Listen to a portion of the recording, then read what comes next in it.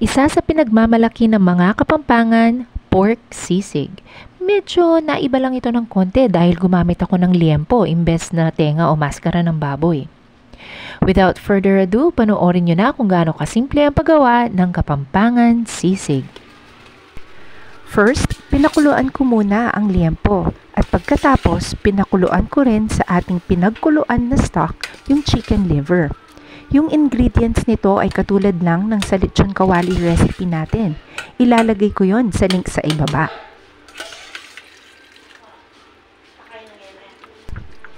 Malalaman nyo na okay na ang inyong liempo kapag pork tender na ito. Siguraduhin nyo rin na nailuto nyo na maayos ang inyong chicken liver.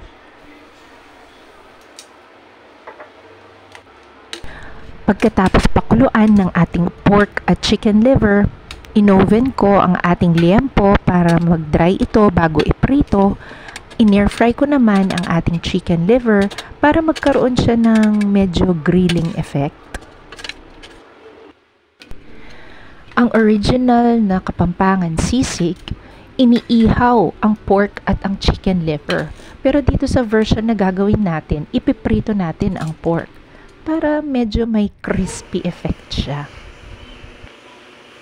Pagkatapos nating i-dry ang ating liempo sa oven, pwede na nating i-deep fry yan. Samantalang ang ating chicken liver, pagkatapos nating i-air fry, pwede na nating itabi yan.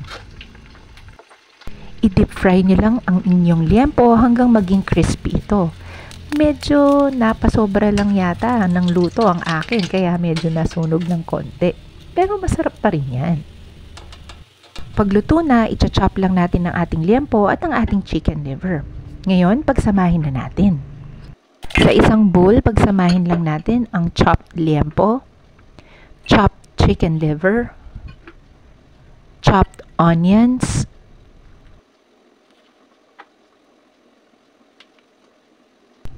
calamansi juice,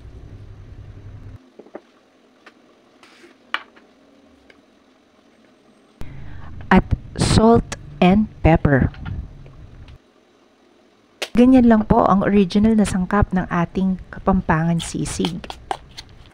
Alam ko po na sa ibang lugar dinadagdagan niya ng ibang sangkap like egg, mayonnaise, soy sauce, liquid seasoning, sugar, garlic.